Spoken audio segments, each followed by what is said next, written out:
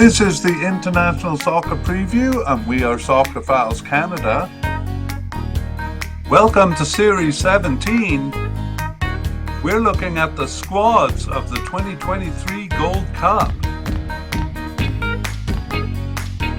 This is the short version for Martinique's players. Here we go.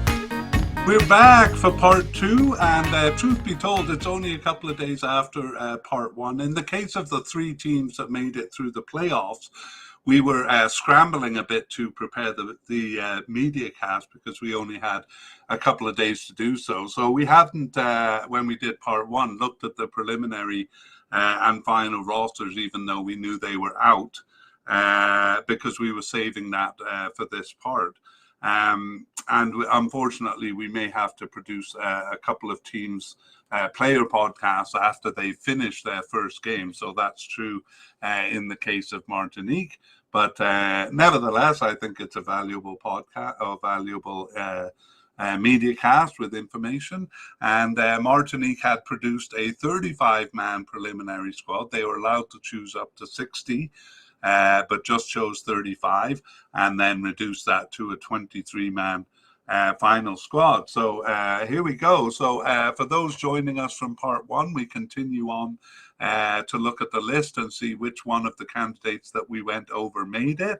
And for people joining us for the short version, I'll just kind of give you the context for part one, where we made a list of players based mostly on their participation from the beginning of 2022, and we categorized them according to their likelihood of making the team. So in doing so, we gave some biographical information on the players, particularly their recent participation, and that's what we used to judge whether they looked like they were playing enough to be selected for the team or whether they had drifted off the team. So we will be reviewing that when we go through the list, but of course not giving all of that information again. Okay, let us move on then. And we began by looking at the managers. So we noted that Mario Boccali was on his way out, and Mark Collat on his way in. And unlike Mexico, the manager was not fired a couple of days before the Cup. So Mark Collat, will view him as having been selected for the team, selected himself, or selected by the FA of Martinique, I suppose. Moving on to goalkeepers, we had a definite candidate in Yanis Clementia, and he did make the squad.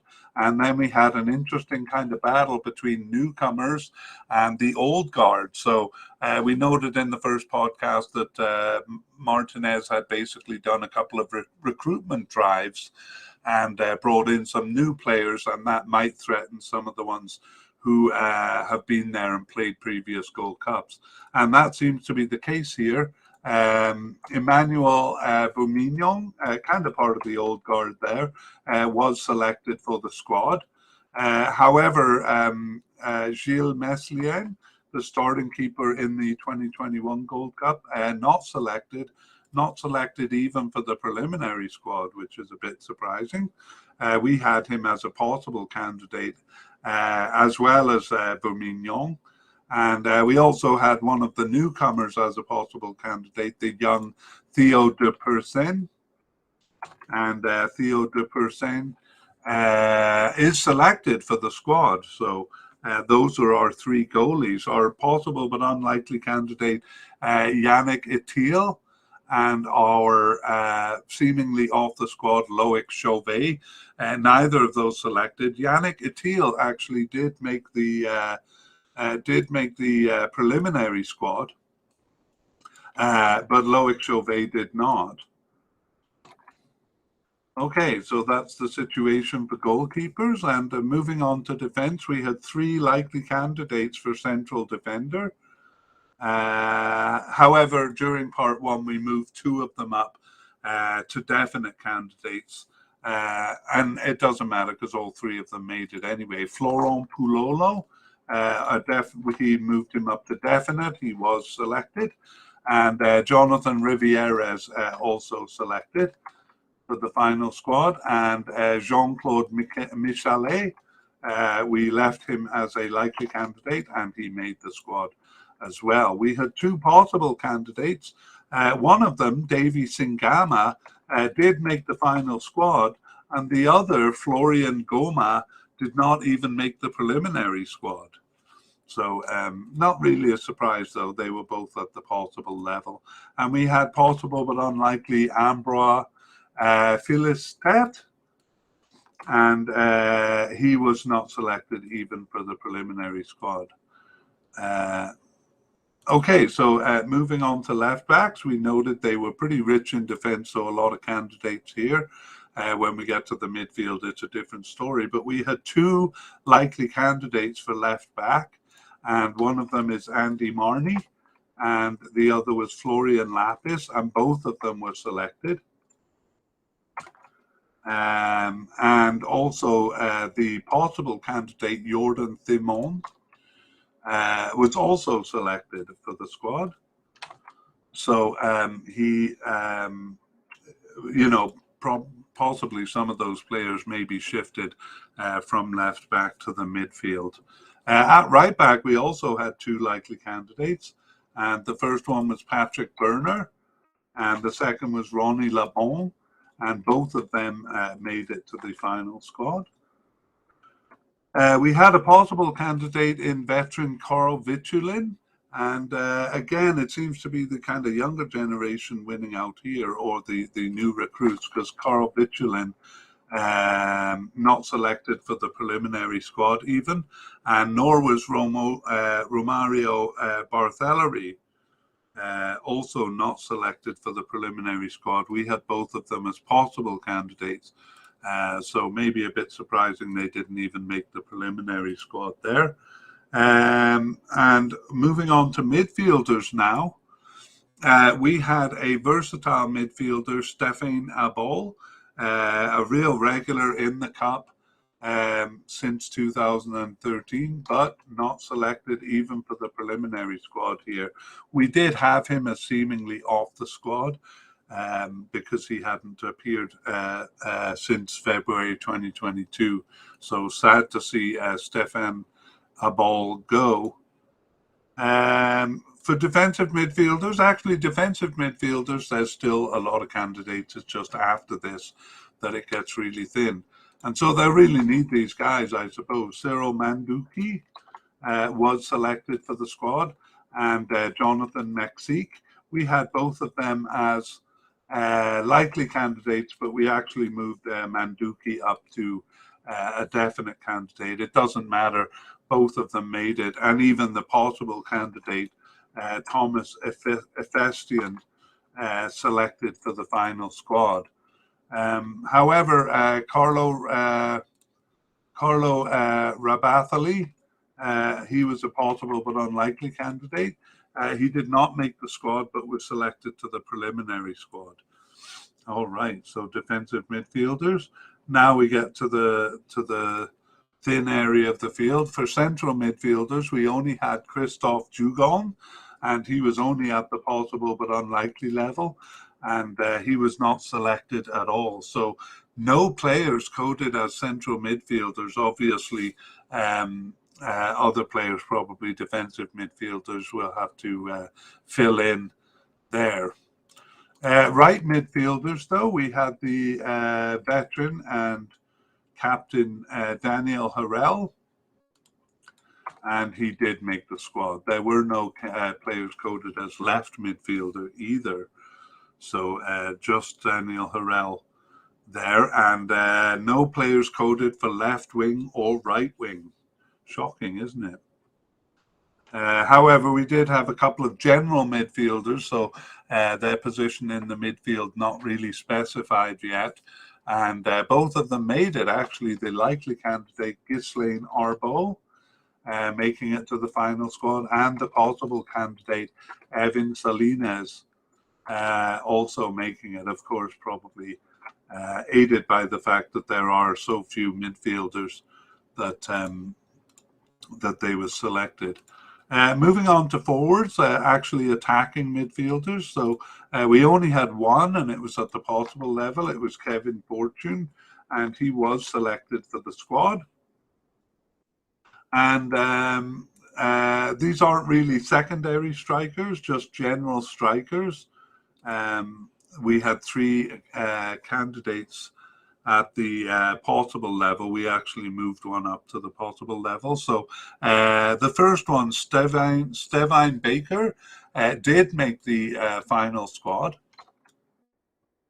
However, the other two, Maël Criffard and Gabriel Bilon, just making the preliminary squad, those two. And finally, we move on to forward. So we had Brighton LeBeau as a definite candidate, and indeed he did make the squad. And then we had three possible candidates. Somewhat surprisingly, Michael Biron was not selected for the squad. So we predicted that they may favor the kind of the newer recruits. So it looks like Michael Biron is kind of a victim of that.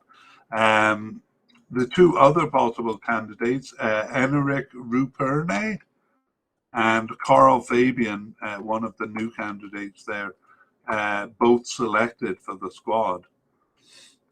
Okay. And then possible but unlikely Johnny Marojo, not selected even for the preliminary squad, and nor was Kevin Parsemin. So we had him coded as seemingly off the team, and then this is kind of evidence that he was. Okay, and then we'll just finish with a couple of summaries. So first we'll talk about notable non-selection. So these are generally players we had as likely or possible who didn't make the team. We don't actually have any of those, but we have a few names that surprises us a little bit here. So the starting keeper in the 2021 Gold Cup, Gilles Meslien, and we had him only as a possible candidate given his recent participation, but still a surprise that he did not even make the preliminary squad, or at least make the Gold Cup as a backup keeper. Also a bit surprising, and these are all kind of veterans that in effect have been replaced by new recruits from France.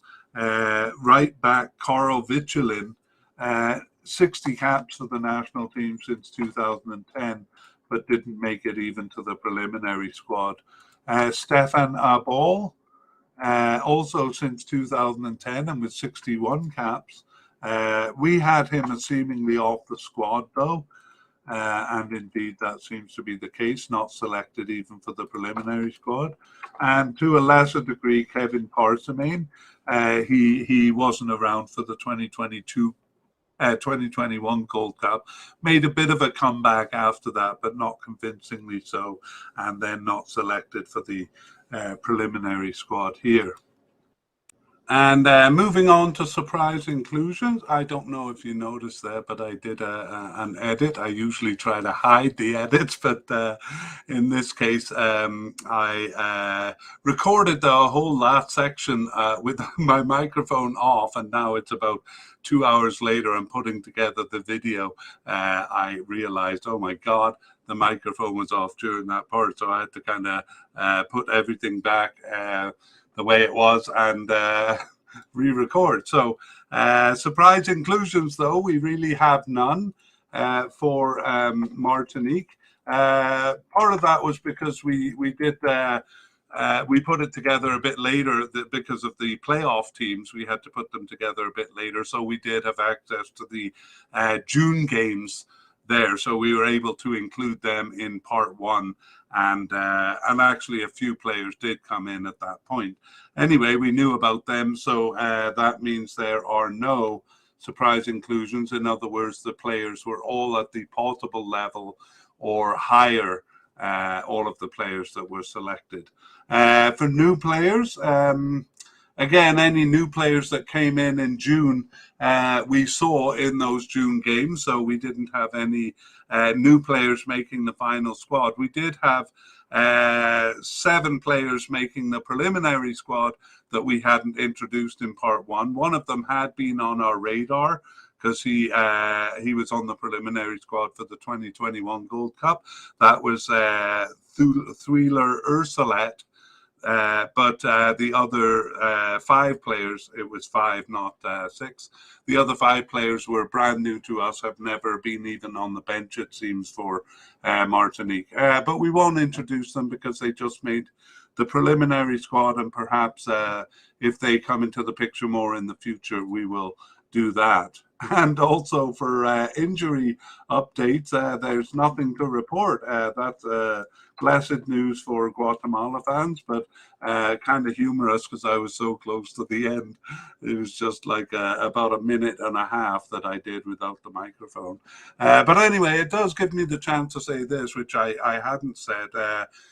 We saw in the notable non-selections there a general pattern of new players being found in France with French teams, a kind of a scrape of citizenships there to find players with that connection to Martinique, and they brought some good players in there, some higher quality players, if truth be told. But that is at the expense of some veterans for Martinique. So it's going to be interesting, actually, after doing this player podcast or media cast, I give Martinique a better chance than we gave them in the team podcast before we had really analyzed the players. So Martinique could be the surprise of the cup. Some really good quality players there. And that does bring us to the end of the media cast. And I hope you enjoy watching the Gold Cup. Bye-bye.